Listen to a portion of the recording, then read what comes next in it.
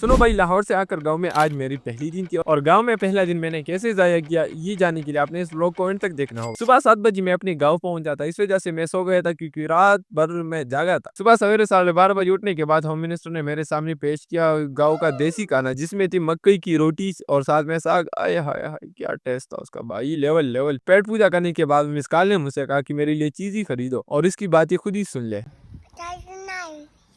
पका मारे पैदल गाड़ी में उसके साथ बैठकर मैं निकल गई शॉप की तरफ। रास्ते में मेरी मुलाकात हुई गांव के मौजूद लोगों के साथ, जिनको मैंने बखूबी इग्नोर कर लिया। शॉप पर पहुंची तो वहां पर मेरी किस्मत अच्छी थी कि सभी शॉप बंद थे, लेकिन मिस काल ने मुझसे कहा कि टेंशन न लो चाचू, आओ मैं आपको शॉप दिखाऊं। वही हुआ जिसका डर था, वो मुझे लेके चली गई एक शॉप पे, जहाँ पर उसने बहुत सारी चीजें खरीदी। चीजें खरीदने के बाद हम घर आ गए और घर आती ही उल्टे पाव मैं निकल गया घर से, क्योंकि असर की अजानी हो रही थी। नमाज पढ़ने के लिए मैं गाँव के मस्जिद में पहुंचा। वहां पर नमाज पढ़ने के बाद मैं अपनी चाचू के साथ बातें करते हुए घर आ गया। घर आकर मैंने वही किया जिससे मैं भागा था लाहौर, मतलब घास काटना। खैर, अब घास काटना मुझे अच्छा लगता है क्योंकि अब 1-2 दिन के लिए काटना पड़ता है। घास काटने के बाद मैं अपनी ठंडा से उनको लेकर निकल गया और पहुंच गए दरवेश खान के पास, वो भी गपशप लगाने के लिए। लेकिन वो मुझे रेहान मलिक के व्लॉग दिखाने लगा कि उसने अपनी दोस्त की शादी में किस तरह से पैसा लुटाया। मैंने कहा भाई टेंशन न लो, जब आप कमाओगे तो आप भी मेरी शादी में इसी तरह उड़ाओगे। ऐसा लगा मेरा मजाक। आज के लिए इतना काफी है, मिलते हैं कल, बाय बाय।